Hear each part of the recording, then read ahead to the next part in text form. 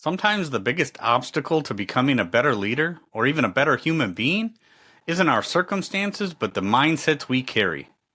My guest today, Dr. Ryan Gottfredson, has spent his career showing leaders and organizations how to shift their thinking in ways that unlock growth, resilience, and transformation.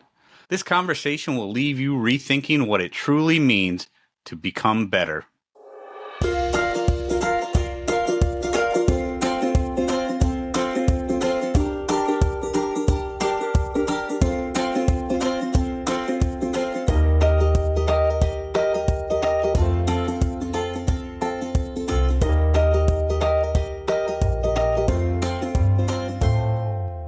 Welcome back, my friends, to the D-Rate the Hate podcast. I'm your host, Wilk Wilkinson, your blue-collar sage, calming outrage and helping to navigate a world divided by fog and those who would spread that fear, outrage, and grievance.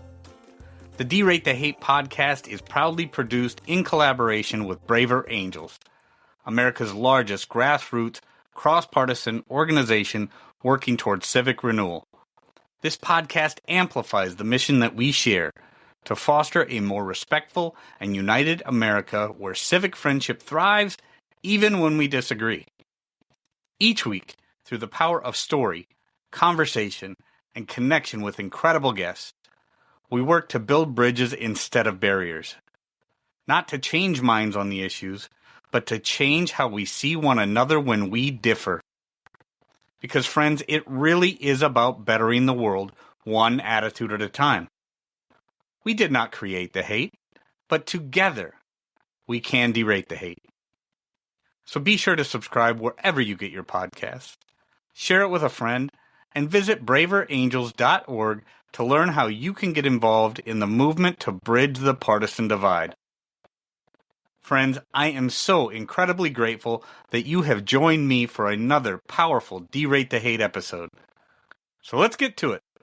Dr. Ryan Gottfredson is a leadership development author, researcher, and consultant who has worked with top organizations like CVS Health, Deutsche Telekom, and the Federal Reserve Bank. He's the Wall Street Journal and USA Today best-selling author of Success Mindsets, The Elevated Leader, and his latest book, Becoming Better. Ryan's groundbreaking work focuses on vertical development, helping people and organizations not just learn more, but transform how they see and engage with the world. In this conversation, Ryan and I dig into what it takes to rewire our thinking, why mindsets are the hidden driver of success and culture, and how personal transformation leads to better leadership, stronger communities, and a healthier society. You are about to hear powerful insights that apply to leaders in the boardroom, parents at home, and anyone who wants to grow into the best version of themselves. With that, let's welcome my friend, Dr. Ryan Gottfredson. Here we go. Ryan Gottfredson, thank you for joining me on the D-Rate the Hate podcast. It's great to see you today. Hey, and thanks for having me on. Thanks for creating a great podcast where people like myself can come on and hopefully share some ideas that help people become better versions of themselves. And becoming better versions of ourselves couldn't be more important, Ryan. It's one of these things where there are a lot of people that are out there right now struggling to find their place, find their way, and sometimes it just takes the right voice, the right message to get them on the right path, and that's why I love doing this podcast and having conversations with people like you that are out there trying to better the world in which we live. So again, grateful that you've joined me today. And I know one of the things that we're going to talk about is you had sent over some material, a new book that you've got coming out or came out recently is Becoming Better. And when I think about the D-Rate the Hate podcast and what we're trying to do here, bettering the world one attitude at a time, I think about mindsets, and then I started to look at the work that you've done, and with other books, Success Mindsets, and a lot of the interviews that you've done over the years, Ryan, and the work that you've done just really stood out to me. So I wanted to talk a little bit about your most recent book, and then we'll probably transition a little bit into how we as leaders or how we as individuals can better interact with people based on our mindset, being that it's so important these days in how we interact. So first of all, let's talk about how you kind of got into this space, Ryan. What was your path for trying to help people better themselves, better their mindsets, and then ultimately becoming better leaders in many ways? Yeah, and so for some context, if I am a leadership professor at Cal State Fullerton, so I'm in Southern California, and I kind of employ my research, and then I do leadership development consulting for organizations. And so part of my background is I got a PhD in organizational behavior and human resources from Indiana University.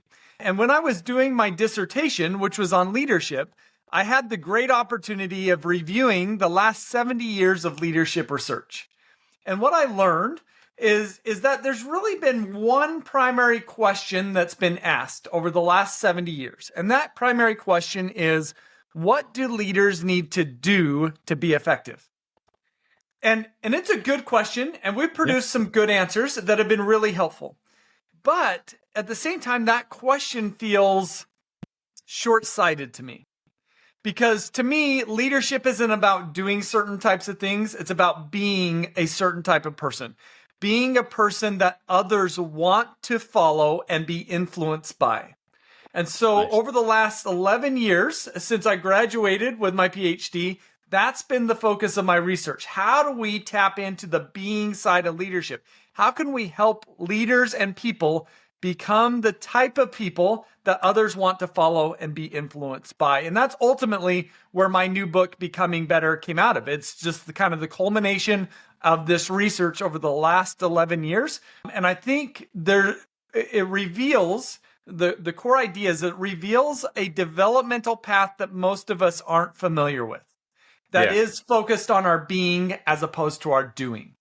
Yeah, it's a hugely important thing. And as somebody who spent a lot of my career leading people and training other leaders, one of the last people I had the honor of working with and training in that leadership space and that leadership development.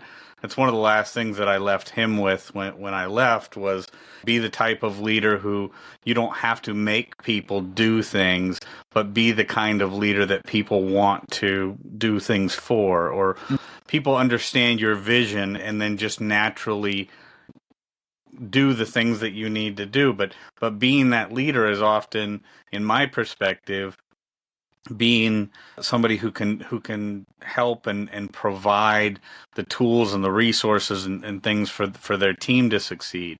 So talk to me then what the difference is, and maybe clarify for the listeners what the difference is between that doing space, what that doing better path is, and what that being side or that being a better leader is. Yeah, so I think it's helpful to kind of, in your mind's eye, kind of think about a graph. You've got an x-axis and you've got a y-axis. And these two sides represent two different sides of ourselves. So the x-axis is what I call our doing side. This is our level of talent, knowledge, skills, and abilities. But there's another side of ourselves that is our being side. And that's actually the quality and sophistication of our internal operating system. And so I think it is helpful to just kind of dive into this from a leadership perspective, right? In most organizations, we could ask the question, who gets promoted into leadership roles? Well, it's generally the people that have the most knowledge and the most skill, right? They're the ones that are further out along the doing side. And there's nothing inherently wrong with that. But just because somebody has the knowledge and skills to be able to do things doesn't necessarily mean that they have the being side capacity to lead effectively. That's right. And so when we have leaders that are, and I would say this is a common issue, when we have leaders that are micromanagers, generally these are leaders that are really high on the doing side. They know how to do it and they know how to do it the right way. But their being side altitude is rather low. And they have generally some self-protective fears about looking bad or failing. And it's those self-protective fears that cause them to be too hands-on and micromanaging in those situations as opposed to empowering. And so I think it is helpful if we've got this X and Y axis, we could essentially create 4 quadrants: low, low, high doing, low being, high being, low doing, and then high doing, high being. And of course, ultimately, where we want to be is in that high, high quadrant. But Right. what we find is that most employees are in the low, low quadrant, and most leaders are in the high doing, low being quadrant. So what the piece that's missing in my mind is this focus on the being side. Does that make sense, or anything we want to clarify there? Yeah, so it certainly makes sense to me, and I've seen this plenty of times over the course of my career, Ryan, where you're absolutely right. The micromanaging, and I know another thing that you've talked about, and I've actually talked about it several times in my career, is the concept of just checking boxes, right? I mean, we've got a checklist. We need things, this, and this are all the things that we need to check off. Once we've checked them off, we feel accomplished. But are we really being that person, that team, that those that look to us for leadership, are we being that leader that they need to be? Because you can check boxes off all day long, but quite often you fall short in being that leader that team needs. So if you could, I get it, but if you could, can you provide an example for the people listening, what that might look like?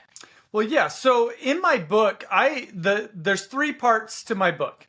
And the premise of this book is, if we want to become transformationally better, we need to focus on developing along our being side.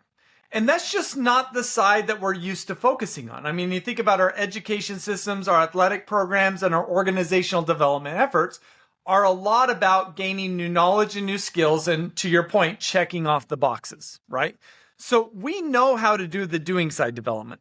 We generally are not very familiar with that being side development. And so in my mind, there's 3 steps that we need to take. The first step is recognizing that we do have a being side and learning what that is. And we're kind of starting to step into that. The second step is to be able to evaluate our altitude along our being side. And then the third step is then to do the work of elevating along our being side. And so to bring this to life a little bit more, I think it might be helpful for me to share a framework that I've become familiar with that allows us to kind of evaluate our being side altitude. Is it okay if we jump into that framework? Yeah, please do. Okay. So this framework comes from the field of developmental psychology. Developmental psychology is all about how people develop throughout their lifespan. Now, the majority of this research focuses on child development. That children, as they go from infants to adults, they go through a number of different stages. And for a long time, the assumption is that once people hit adulthood, they stop developing. But that's not the case. So what adult development psychologists have learned is that as adults, we can develop. And in fact, they've identified 3 different adult development stages. Now, what's really fascinating about this is that while adults can develop, what they find is that most adults don't develop. And so if we've got these 3 stages, what they find across all adults, 64% stay at a base level. 35% get to the second level, and only 1% gets to that third level. And I think if we can unpack these stages a little bit, that'll help us to better kind of understand what we're talking about with this being side. Is that okay if we go there? Yeah, let's get into that just a little bit. And I mean, I don't know that we want to get too far into the weeds with that, but I think it's definitely important because it very much relates to how we interact with others, whether we're a leader of a team or whether we're in a situation where that adult developmental thing is definitely important in the concept of how we relate to others and how we can work through complex tasks with other people. So I think it's hugely important that we talk a little bit about it. Yes. Yeah. So to that point is that when we understand this, is that the lower we are on our being side, the more difficult it is for us to navigate conflict, for example, or challenging situations, complexity. And the higher we go on our being side, we actually elevate in our ability to navigate complexity. And so you'll see this as we kind of go along. So just at a high level, when people operate at the base level, and what we need to understand is that whatever level we're at, our bodies are wired to fulfill different needs. So at the base level, our bodies are wired to fulfill the needs of safety, comfort, and belonging. And when we're here, and whether we're here now or not, we've all been here. And when we're here, we want to join with groups that will help us to feel safe, to feel comfortable, and like we belong. So this can be family groups, friend groups, social groups, political groups, religious groups, etc. And when we're in these groups, we don't step forward and say, I want to take charge. What we say is, I don't want to take charge. I'll let you tell me what to do, and I will go and do it, provided you keep me safe, comfortable, and feeling like I belong. Yes. And when we operate in that level, while we feel like we're self-directed, ultimately we're dependent thinkers. We're dependent upon kind of the leaders of the group to tell us what to do. Does that first level make sense to you? Absolutely. Yeah. Dependent thinking. Absolutely. Good. So, and again, wired for safety, comfort, and belonging. The next level up, so again, 64% of people operate at that base level. The next level up, this level 2, is our body's needs change. As we do this, it's called vertical development when we elevate along our being side. So when we vertically develop up to that second level, our needs change now to stand out, advance, and get ahead. We know that this is a step up because now our body is willing to be unsafe, uncomfortable, and not belong in order to stand out, advance, and get ahead. And so when we make this shift, we move away from being a dependent thinker to now being an independent thinker. I've got my own good ideas and I want to put them to the test. And this is where, as I mentioned, 85% of leaders operate at this level because they're these independent thinkers that want to stand out, advance, and get ahead. Oftentimes in kind of leader speak, we want to hit results. We want to hit outcomes, particularly in the short term. That's right. That's right. That's right. That's right. Okay. At the third level, now here again, our needs are going to change. So we're not wired to stand in and we're not wired to stand out. What we're wired to do is to contribute, add value, and lift others. And as we make this shift, we're now focusing less on ourselves, either standing in or standing out, and now on a purpose that's bigger than ourselves. And as we make this shift, we're now gone from a dependent thinker at that first level to an independent thinker at that second level. And now at this third level, we become an interdependent thinker, which is incredibly important for navigating complexity, conflict, and any sort of difficult relationship. And ultimately, if we're going to navigate those circumstances at a really high level, we've got to develop up into that third level. And only 1% of adults seem to get there, and 8% of leaders get to that level. And I don't think it's because it's impossible to get there, right? Or even really difficult. I think it's largely because most people aren't aware of these different levels. And if you don't know that they're there, you don't have anything to shoot towards, if that makes sense. Right. I was just going to say that a lot of times people fall into that, and this applies to so many things in life, Ryan, but a lot of times people they don't know what they don't know. And they haven't been made aware that, like you said, these three different levels, the dependent, the independent, the interdependent, and how we can work to, I love that, to contribute, add value, and help others. And that's one thing that I think a lot of people who find themselves in leadership roles see, or at least many of the ones that I've spoken with see, is yes, the difference between that leader or that manager who checks a box. This definitely brings to mind the book 7 Habits of Highly Effective People for me, with Stephen Covey, and how he talks about leadership, leaders versus managers, and how we work through things. Again, managers, I think, manage, they check boxes. Leaders become something. They become and find themselves in that being space a lot more, and they just are that leader that people need because they are there to contribute, add value, and help others. Yeah. One of the things you brought up, Stephen R. Covey's book, and I agree with your comments there. Let me bring up another classic, if you will, which some of your listeners might be familiar with. It was published 25 years ago now, but the book is Good to Great, written by Jim Collins, who compares really great organizations to just organizations in the same industry that are just good. And one of his primary findings from his research there is what he calls level 5 leadership. So what he says is there's kind of 5 different levels of leadership sophistication. And really the bottom 2 levels are about individual contributors.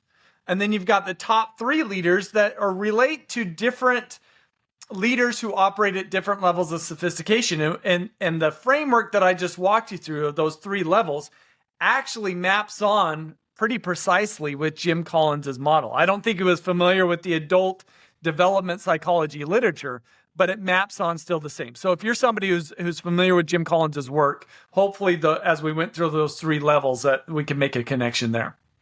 Yeah, definitely. Good to Great. Just an incredible guidebook for leaders. So let's take this adult development side of what you're talking about then, Ryan, and take that to how we then relate. Maybe somebody's not in a leadership role, because not everybody finds themselves in leadership roles, but they do find themselves in difficult conversations. They do find themselves working through complex things with people, whether it be in their family, in their community, in politics, whatever the case may be.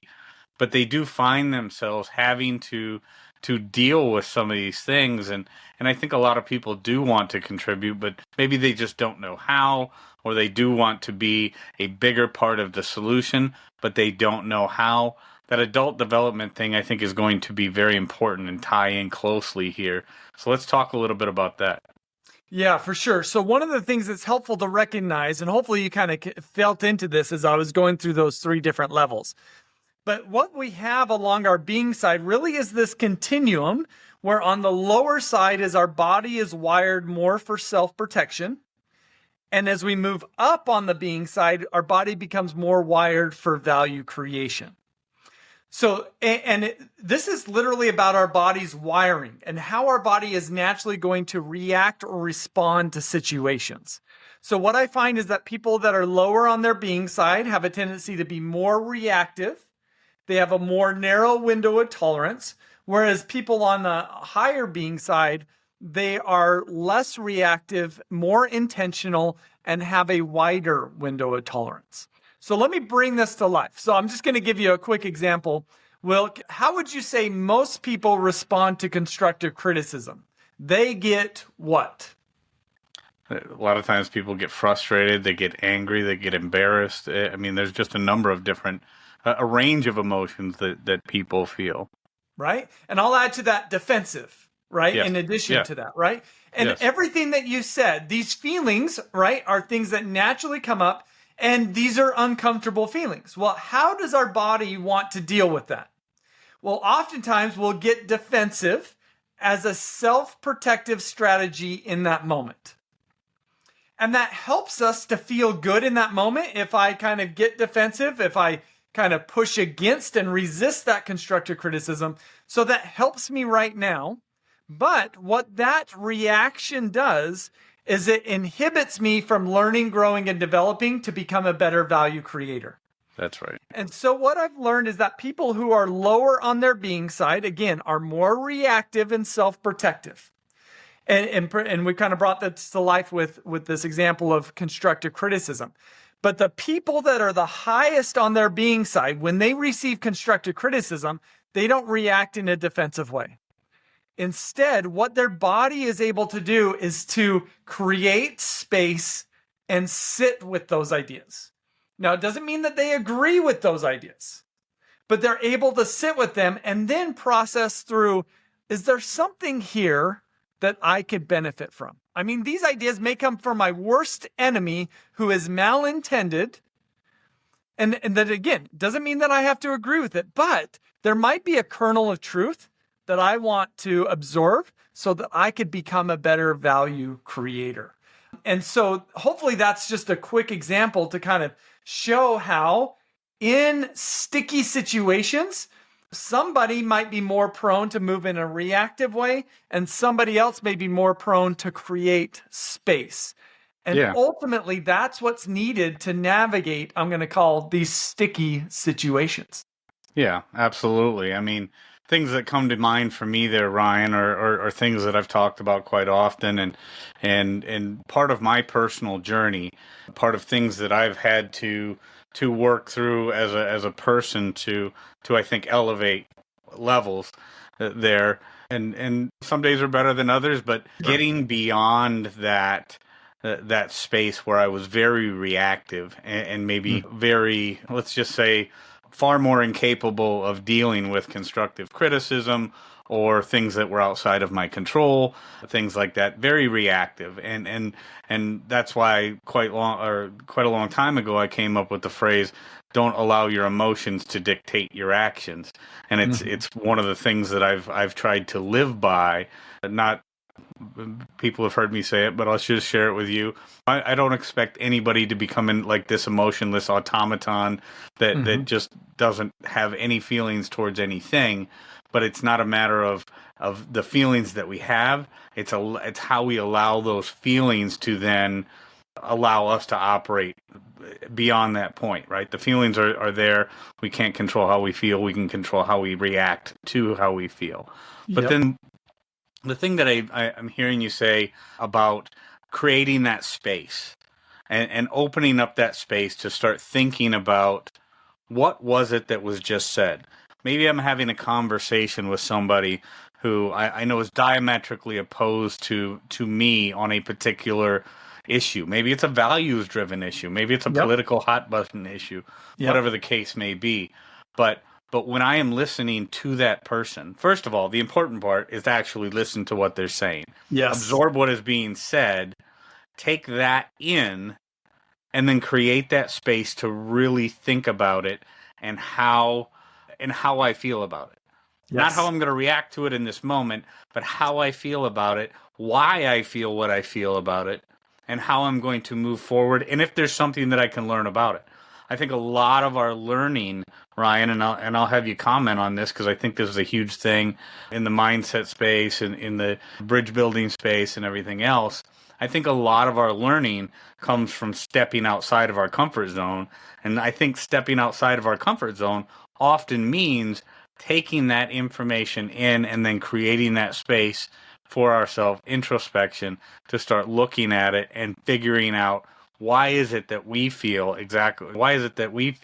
the way we feel about this particular thing. So kind of dive into that a little bit for me. Yeah, there's a few ideas come up for me that I think might be helpful. Is one, I think you bring up this really great point. The first key is listening. Now, we could look at listening from a doing side perspective. Do you have the skills where you're able to listen? And right, everybody, unless you're deaf, we all have the skills to listen. We all know how to listen. We can all listen. We know we could do that. But the question becomes, can we employ those skills in these sticky situations?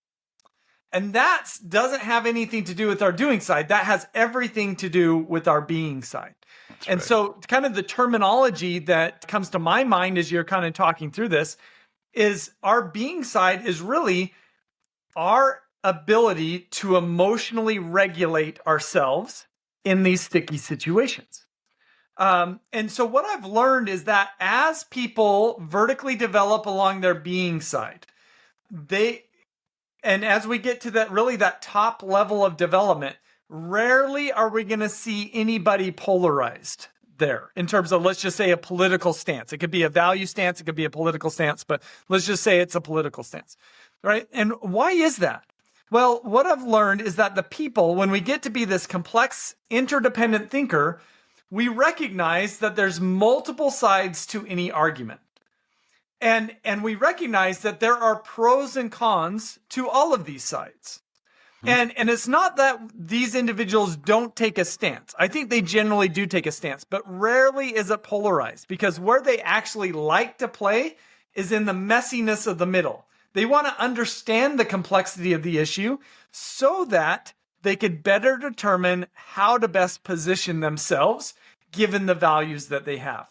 And they're not in a position of being defensive. They're in a position of having the capacity to listen, learn, and either recalibrate for themselves or be in a position to help people recalibrate themselves. And that's just, unfortunately, we just don't see that a lot, right? If we recognize that 64% of individuals are at the base level, these are the people that are more inclined to be polarized. And at the end of the day, it's really difficult to have a productive conversation if somebody doesn't have a very high being side altitude.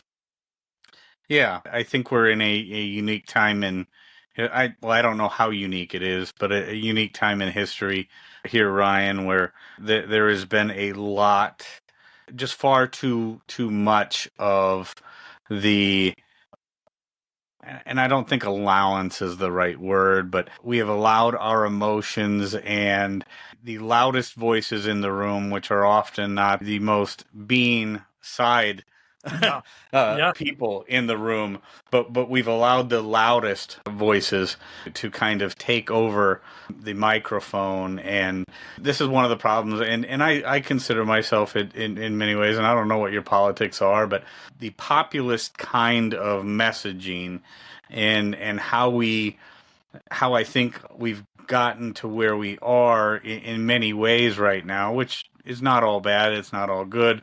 Like you said, in many things, there's nuances either way. There's pros and cons to all things, but there is great importance when we come to, and I mean, you and I can talk about it from a leadership perspective. Well, we probably don't have time today, but talk about it from a leadership perspective and the longevity of certain companies and how those things work. I mean, you talk about good to great and what separates the good companies from the great companies.